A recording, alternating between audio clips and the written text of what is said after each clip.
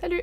Bonjour et bienvenue dans cette nouvelle vidéo. On va dire que c'est pas très original, hein. On va parler de top, de flop et d'un bilan global sur la chaîne pour 2020, pour cette année très chargée en événements, on va dire. Alors au cas où, si on entend des petits cric, on est en pleine tempête, alors c'est la mort. Alors avec tout ce qui s'est passé en 2020, j'ai eu envie de me recentrer sur moi-même, de faire ce dont j'avais envie. Du coup, j'ai eu envie, plutôt que de me diriger malheureusement sur les films qui sortaient au cinéma ou quoi, même si j'en ai vu des films qui sont sortis cette année, donc de plutôt regarder les films que je n'ai jamais vus, des gros classiques que je n'avais jamais vus et que j'avais envie de regarder, ou des films qui étaient sortis l'année d'avant, dont je n'avais pas encore eu l'occasion de voir. Par exemple, j'ai vu Parasite, j'ai vu aussi un autre film de Bong Joon-ho, j'ai vu Memories of Murder, que je trouve incroyable. J'ai vu The Thing, j'ai vu L'Antre de la folie de Carpenter, que je n'avais jamais vu. J'ai fait pas mal de découvertes comme ça, de classiques. C'est pas que je m'étais jamais penchée dessus, c'est que j'avais jamais trouvé le courage ou le moment de me lancer pour les voir. Et du coup, j'étais très contente de les voir au final. Voilà, en ce qui concerne le top de 2020, je vais vous parler de séries et aussi de films, parce que, comme je l'ai dit tout à l'heure, j'ai pas eu beaucoup l'occasion d'aller au cinéma, du coup j'ai pas eu l'occasion de voir énormément de films qui sortaient au cinéma. J'ai vu plus des films de plateforme que des films qui sont sortis en salle. Même si j'en ai vu quelques-uns, j'ai quand même eu l'occasion d'en voir quelques-uns, malgré tout. On va commencer d'abord par les séries. Dans les séries, tout d'abord, j'en ai vu pas mal. J'ai vu The Boys, la saison 2, Alice in Borderlands, La Flamme, Sex Education, Vampire, You, I'm Not Okay With This, The Hunting of Bly Manor, The Queen's Gambit, Mandalorian. Ça, c'est tout ce qui est dans mon top. Et les séries qui sont vraiment au top, j'en ai sélectionné 3. C'était The Hunting of Bly Manor. Même si la saison 1, The Hunting of Hill House, est vraiment parfaite en tout point à mon avis, c'était vraiment une claque. La saison 2 est plus douce, plus poétique, et cet aspect plus tendre, j'ai trouvé ça très bien de suivre la série là-dessus, sur quelque chose de plus, on va dire, romantique, même si ça devrait peut-être pas être le bon terme, de poursuivre sur quelque chose de plus doux. C'était un plaisir, et merci Flanagan. J'ai eu l'occasion de voir pas mal de ces films du coup sur Netflix. J'avais essayé de commencer Dr. Sleep, mais j'ai pas réussi à le finir. Je me suis dit c'est pas grave, je le mets de côté pour l'instant et je le regarderai un autre jour où je serai peut-être un peu plus en forme, ou où j'aurai la tête à ça. Mais la saison 2, faut la voir. Faut vraiment voir cette série qui est d'une poésie, d'une justesse et impressionnant, même au niveau de la réalisation. C'est bon en tout point, et les acteurs sont bons, sont géniaux, sont performants. D'ailleurs l'actrice aussi qui joue dans You, que je trouve une série vraiment qui montre tous les aspects de la toxicité d'une personne, sur plusieurs formes d'ailleurs. Ensuite, The Queen's Gambit, qui est une série très étonnante aussi. J'aurais jamais cru être aussi intéressée par une série qui met en scène une joueuse d'échecs. La série te donne envie de jouer aux échecs, et ça c'est fort. Il y a tout qui est bon dans cette série.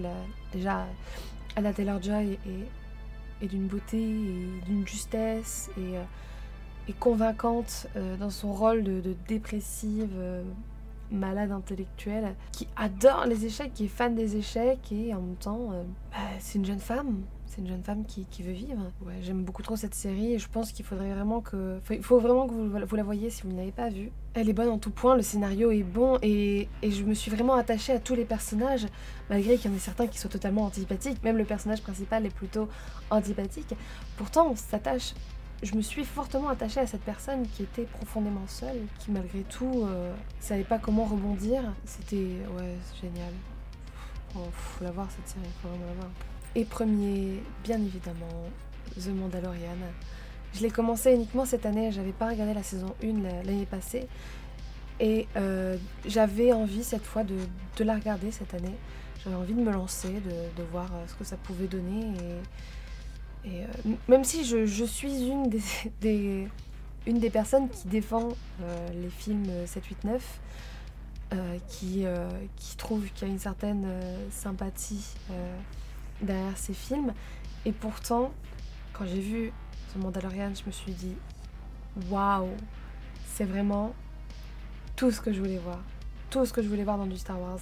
Les personnages sont pertinents, ils sont convaincants, ils sont bons, ils sont bien développés. Le personnage de Grogu, donc l'enfant, sans avoir vu la série, je me suis dit comme tout le monde, hein, c'est commercial, franchement, c'est qu'une poupée, c'est pour faire vendre, ça craint. Mais alors, je suis tombée amoureuse de Mando et de cette petite bête, Grogu, bordel. C'est une peluche et pourtant, on a envie de le découvrir, malgré qu'on ne le comprend pas. Et on s'y attache comme Mando s'y attache.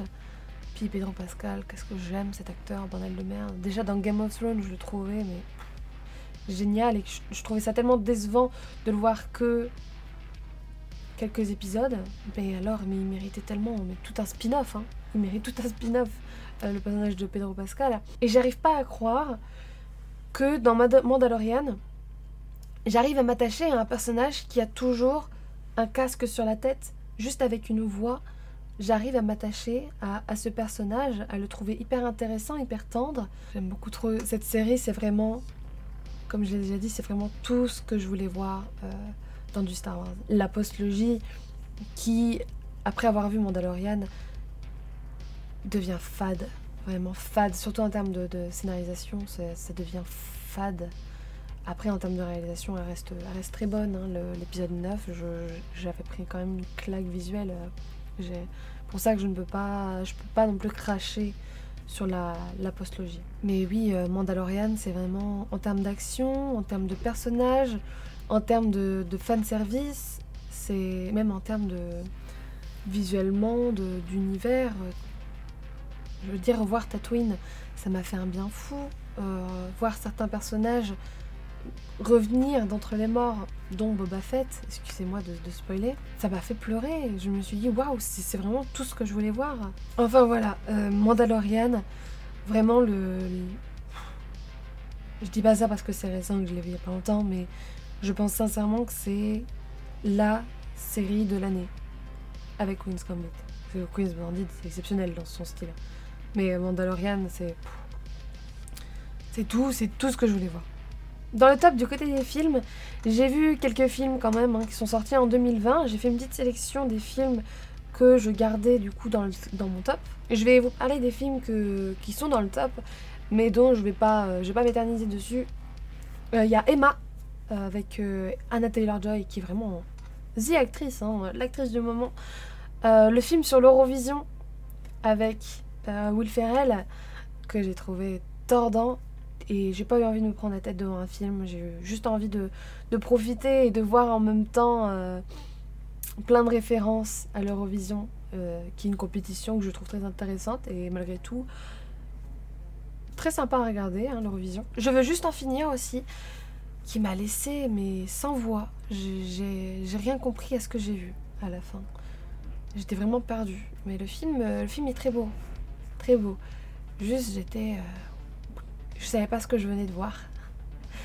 Ensuite, Birds of Prey. Moi, j'ai beaucoup aimé Birds of Prey. J'ai trouvé que c'était un très bon film d'action réalisé par une femme. Et que j'aime beaucoup. De toute façon, Margot Robbie en Harley Quinn. Et c'est pour ça que j'ai pas été déçue par le film. J'ai passé un très bon moment. Je l'ai vu au cinéma. Avant qu'il y ait eu l'épidémie d'ailleurs. Alors c'était vraiment un plaisir, un bonheur. Et en plus du fait que ce soit le dernier film que j'ai vu au cinéma avant le Covid, je pense que ça aussi ça aide au charme du film. Mais vraiment, vraiment sympa. J'ai vu aussi Underwater avec Kristen Stewart, que j'ai beaucoup aimé malgré ma thalassophobie. J'ai vu Scare Me, qui n'est pas sorti en France et dont j'ai fait une petite vidéo si vous voulez aller check. J'ai vu Lego Star Wars Joyeuse Fête.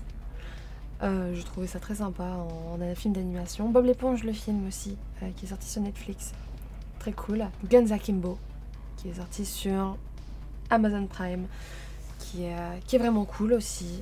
Vraiment déluré, totalement what the fuck. Donc j'ai fait une petite critique sur Captain Watch. J'ai vu aussi Freaky, qui est très intéressant comme slasher, film d'horreur, qui est sorti cette année, en fin d'année, qui du coup va sortir au cinéma en janvier. Désolée. Je pense que j'irai le revoir si jamais les salles si ça se débloque. Et on verra bien. J'espère juste que cette situation de merde va évoluer et qu'on pourra enfin voir nos films au cinéma, parce que j'en ai marre de voir mes films sur un petit écran de merde. Voilà, désolée. C'était petit moment coup de gueule. Sinon, donc dans mon top des films de cette année, j'ai mis du coup Vivarium. Oh putain, Vivarium. Pareil, c'était tordu, c'était original, c'était une petite claque. Les personnages sont convaincants et en même temps tu te dis mais qu'est-ce que tu ferais à leur place? Enfin, la situation est tellement étrange. Qu'est-ce qui se passe, bordel de merde? J'ai trouvé que c'était surprenant, bien mis en scène, what the fuck, frustrant. J'ai adoré. Ensuite, Antebellum, que j'ai pu voir aussi au cinéma, d'ailleurs. J'étais très contente de pouvoir le voir au cinéma, mais cette fois-ci c'était du coup en pleine épidémie. C'était pendant le déconfinement, c'était en septembre, quand j'étais sur Paris. Vraiment, le film Antebellum, j'ai beaucoup aimé. Je trouvais qu'il était très intéressant,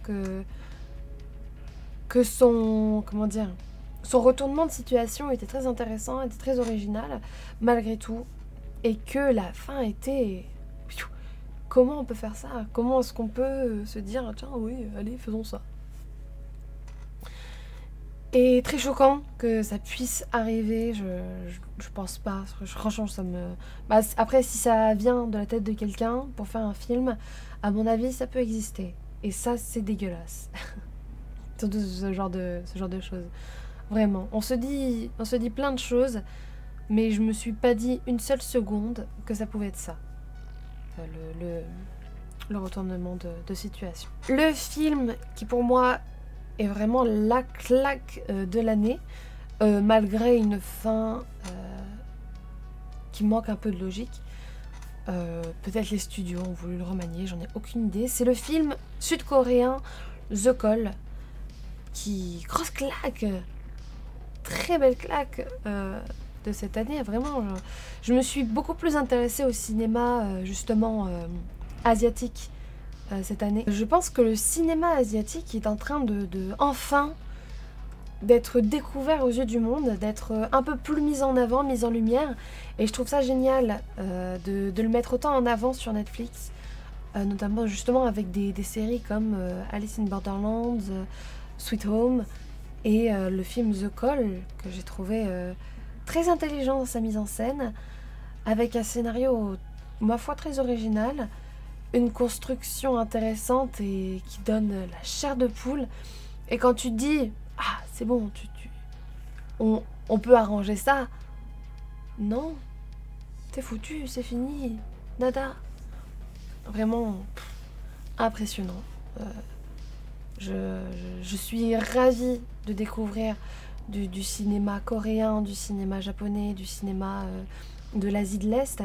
Après, je connaissais beaucoup quand même le cinéma de Bollywood, mais je suis très ravie de découvrir de plus en plus le cinéma d'Asie, grâce notamment aussi à Beau Parleur et à Jonathan Asia, qui d'ailleurs c'est Jonathan Asia qui m'a parlé de The Call, et vraiment merci beaucoup, parce que je trouve vraiment que c'est the film de l'année, quoi. C'est la claque que j'ai eu envie d'avoir cette année. Je m'attendais à rien, je m'attendais simplement à voir un film coréen. Je ne savais rien du tout sur le synopsis, et j'ai trouvé ça magique. Maintenant, on passe au flop. En termes de flop, c'est surtout des déceptions plus que des vrais flops. Après, ça reste subjectif, hein, qu'on soit d'accord. Il n'y a aucune objectivité dans ce que je vais te dire, c'est uniquement mon avis personnel, mon ressenti sur ces séries et ces films. Et du coup, j'en ai sélectionné 3. J'ai pas trop l'habitude de parler de tout ce qui est négatif, j'aime pas trop la négativité. Mais j'ai quand même retenu 3 séries, 3 films qui m'ont déçue. En premier lieu, la série Ratched. J'ai lâché la série au bout de 3 épisodes et je l'ai trouvée longue. Visuellement, c'est beau, hein, ça reste du Ryan Murphy, c'est propre. Mais j'ai pas trouvé l'intérêt de reparler de l'infirmière de Vol au-dessus d'un nid de coucou. J'aime beaucoup trop Vol au-dessus d'un nid de coucou. Du coup, la série ne m'a pas tant intéressée que ça. J'ai lâché très vite, j'ai vu quelques vulgarités qui m'ont fatiguée et quelques défauts de mise en scène qui m'ont, qui m'ont déçu aussi dans American Horror Story, dans les dernières saisons, même si j'adore cette série. C'est plus une déception qu'un réel flop. C'est pas pour être méchant, c'est juste moins intéressant que ce que je voulais voir. Exactement comme La Révolution. Et je l'ai trouvé rempli de clichés et en même temps pas très original, même si de base le scénario est quand même hyper intéressant. En termes de mise en scène, ça reste très enrichissant pour du français. Mais je sais pas, il y a beaucoup de défauts et j'ai lâché la série en cours de route. J'ai regardé 4 épisodes et j'ai jamais repris, j'ai jamais envie de reprendre parce que je trouvais pas ça incroyable. Voilà, c'est pareil. Ce n'est pas un réel flop parce que je pense qu'elle a des gros points positifs, mais c'est surtout une déception parce que je m'attendais à beaucoup de choses avec cette série et j'étais déçue, voilà. Et pour finir, dans les flops, c'est La Casa des Papel. C'est la saison de trop, faut arrêter. Vous aviez fait 2 bonnes saisons, les 2 premières saisons étaient vraiment bonnes. Là, c'était vraiment la saison de trop, ça sert à rien de continuer, faut arrêter. Passer à autre chose. Bonne journée, à bientôt. Au niveau des films, pour les flops, j'ai choisi Enola Holmes. Oh, vraiment, je l'ai trouvé, mais c'est pas mon délire.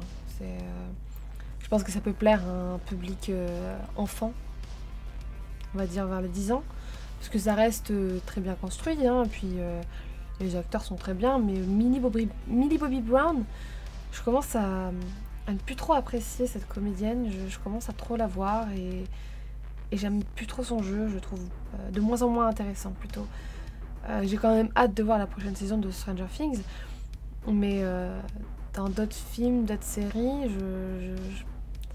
je comprends le succès de cette jeune femme, mais c'est pas pour autant que j'apprécie son jeu. Après, c'est pareil, c'est pas un réel flop, parce que le film a très bien fonctionné, c'est plus une déception. En parlant de grosses déceptions, et cette fois-ci gros flop, le remake reboot de The Craft. Oh mon dieu, quel enfer ce film! Mais pourquoi? Pourquoi faire ça? Alors, vraiment, genre, en cherchant les flops, j'ai cherché, je me suis dit, quel film de 2020 j'ai pas aimé?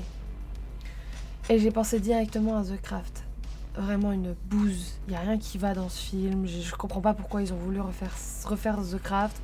Ça n'a plus aucun sens, ça n'a plus rien à voir. Et alors, la fin, bidon. Un petit clin d'œil à Mylène. On a bien souffert devant ce film. Quel enfer, putain. Et enfin, dernière déception, je pense que le film est très bon. J'ai pas de soucis là-dessus. Je suis juste un petit peu déçue de mon ressenti, on va dire, plus que du film en tant que tel. Je veux froisser personne. Le film est très bon, on est d'accord. La recherche est très intéressante, la construction est hyper intéressante, la réalisation est excellente. C'est le dernier film de David Fincher, Manque, qui est très bon encore, hein, en soi. Il est très très bon, mais j'ai pas su l'apprécier à sa juste valeur. J'ai pas compris tout ce qui s'est passé. J'étais perdue dans les dialogues. J'ai pas aimé au niveau du... Il y avait beaucoup trop de fondu au noir. J'ai trouvé ça un peu lourd par moments. Et un film peut-être un peu trop pressant, on va dire. Et j'ai trouvé ça dommage de ne pas l'apprécier à sa juste valeur parce que je pense que c'est un film qui tenait beaucoup à David Fincher, mais je pense aussi qu'on l'a peut-être un peu trop survendu Et ça fait que mentalement, j'ai eu beaucoup d'attentes pour le film, j'ai eu beaucoup d'attentes pour Manque. Et je n'ai pas su saisir cet amour que je voulais ressentir pour ce film, malheureusement. Voilà, c'est tout pour les tops et les flops. Bien sûr, hein, j'ai vu des films qui sont vraiment pourris, style After 2 ou 365 jours. D'ailleurs, Léa Blabla avait fait une critique sur 365 jours. C'est vraiment exactement ça. Qu'est-ce que je déteste ce film. Voilà. Je comprends pas pourquoi est-ce qu'on fait ça encore. Ça n'a aucun sens. Enfin voilà. Ça c'était pour le top et le flop. Maintenant on va parler du bilan de ma chaîne, de mon année. C'était une année pleine de nouveautés. Hein. Je connaissais déjà Aurel Zweig depuis un moment, mais il m'a fait connaître du coup le Mediavore qui m'a proposé de faire des lives avec lui. Et j'ai trouvé ça génial et c'est vrai qu'il m'a un peu, encouragée à ouvrir ma chaîne YouTube que j'ai ouverte du coup en août. On m'a beaucoup aidé dès le début, on m'a poussé, on m'a mis en avant parfois et ça m'a fait vraiment plaisir d'être soutenue. C'est vraiment adorable de la part des filles et même des garçons, des vidéastes, tout ça. Il y a vraiment des vidéastes qui méritent aussi grandement d'être plus vus, d'avoir plus d'abonnés, tout ça. Même si je m'intéressais pas beaucoup au YouTube Cinégame, on va dire, avant cette année, je regardais très peu de critiques parce que je suis pas une personne qui regarde des critiques de films. Je suis une personne qui va voir un film sans le connaître. Et là, j'ai fait connaissance avec pas mal de vidéastes qui très sympas. Les vidéastes de YouTube sont adorables, surtout en termes de ciné. Après, je connais pas les autres, hein, donc je peux pas dire. Mais je les trouve vraiment adorables. Ils m'ont beaucoup aidé, ils m'ont beaucoup soutenu et ça m'a fait plaisir, ça m'a fait du bien. J'ai sorti du coup ma vidéo sur 13 films à voir et à revoir, qui n'a plus rien à voir du coup avec l'ensemble de ma chaîne. J'ai sorti ma vidéo sur Tim Curry qui me tenait beaucoup à cœur, parce que j'aime beaucoup cet acteur et je suis très attristée de plus le voir jouer. Hein, malheureusement, on va plus beaucoup le voir jouer et je trouve ça vraiment dommage. Merci beaucoup pour votre soutien, de vous être abonné, de m'avoir suivi, de m'avoir soutenu, de m'avoir laissé des commentaires, d'être intervenu dans les lives dans lesquels je participais ou dans lesquels j'ai présenté mes laserdiscs par exemple, où j'ai juste eu envie de discuter de films, tout ça avec vous. Merci d'être venu. C'était quand même une année très étrange et plein de nouveautés, plein de renouveaux, plein d'envies. J'ai pu découvrir pas mal de films, pas mal de classiques, pas mal de choses dont je me serais jamais intéressée si j'avais pas commencé non plus les vidéos. Alors la dernière fois que j'ai regardé, vous étiez un peu plus de 370 et je vous remercie du fond du cœur. Je regarderai cette vidéo l'année prochaine pour voir un peu mon changement capillaire s'il y a, mon changement aussi visuel et en termes de vidéo aussi, mes changements. J'ai vraiment beaucoup d'idées pour cette année. J'ai envie de vous faire découvrir des films, j'ai envie de parler de films dont on ne parle pas. J'ai vraiment cette envie de aussi partager avec vous. Donc je vais aussi essayer d'évoluer sur la plateforme Twitch, sur laquelle j'étais avant d'être sur YouTube. J'ai vraiment envie de continuer ça, de faire plus, de voir aussi... je pense que potentiellement je mettrai en place une séance cinéma tous les samedis sur ma chaîne Twitch, où on choisira un film sur Amazon Prime, ensemble.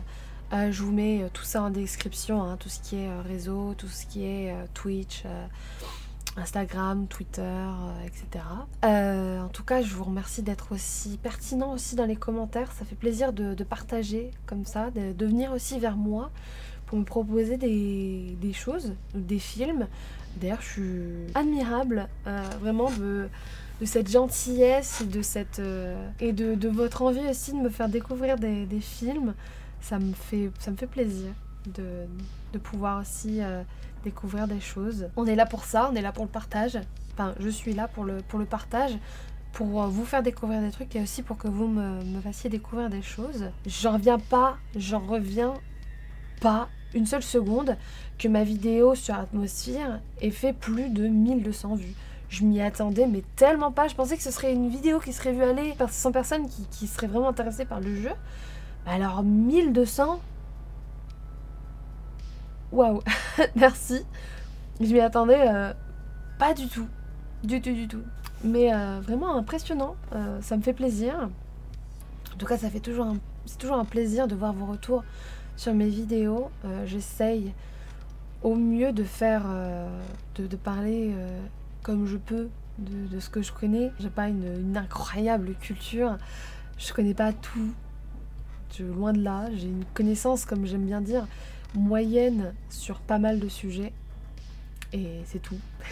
Je vais essayer de faire évoluer la chaîne, de faire plus de vidéos. Je vais me consacrer un peu plus au live sur Twitch. Et sur YouTube, j'essaierai d'en faire aussi une fois de temps en temps, quand même. Je vais continuer à aller sur d'autres chaînes, parce que mine de rien, j'aime beaucoup participer. Moi, quand on me dit « Hey, tu veux venir ?» Je suis comme ça. Ouais, j'aime beaucoup trop parler. Je suis bavarde, je suis hyper bavarde. C'est un gros défaut, ça d'ailleurs. Je suis très contente de participer au projet des uns et des autres. Ça me fait plaisir, ça me fait du bien. Puis ça permet aussi de connaître d'autres personnes, d'autres vidéastes. J'ai découvert tellement de vidéastes grâce à d'autres gens. Et c'est génial, c'est vraiment cool. J'ai aussi fait une sorte de burger quiz sur Twitch. D'ailleurs, la vidéo, je vous la mets en description si jamais. La vidéo de je ne sais quoi, où justement ma participation au pilote de son émission de jeu sur Twitch, qui était très amusant, c'était très agréable de participer et en même temps ça fait travailler un peu les méninges. En tout cas voilà, je sais pas trop où est-ce que je vais aller cette année. On va dire en termes d'objectifs, on espère un peu plus de vues, un peu plus d'abonnés. Je vais rester humble et je vais dire 500 abonnés avant 2022. Pourquoi pas. Je pense que ça peut être très long, comme très rapide. Je pense aussi que c'est une question de volonté, qu'il faut se donner les moyens pour l'expansion. Et comme non plus je parle pas de choses qui sont hyper actuelles, je vais pas vous faire une critique du dernier film sorti ou quoi, je vais plutôt vous parler de choses dont j'ai envie. Donc ça peut être des choses qui datent d'il y a 20 ans comme des choses qui datent d'il y a 10 minutes. Je fais à l'instant, j'y vais au culot, à l'envie, j'ai envie de le faire, ah let's go, on le fait. Et voilà, je marche comme ça. En tout cas, je vous souhaite une merveilleuse année 2021, qu'elle soit pleine d'amour, de distanciation sociale, de câlins et de bisous masqués, en espérant que toute cette situation de merde se débloque, qu'on puisse voir nos films dans de bonnes conditions, que toutes les personnes qui travaillent dans la culture puissent enfin retravailler et reprendre un train de vie, on va dire normal, mais dans la situation actuelle, ce sera plus jamais normal. Ce serait un bonheur. Je vous souhaite tout le meilleur du monde pour cette année. Que vos projets se réalisent, que vos vœux se réalisent. Je vous fais plein de bisous. Et à l'année prochaine.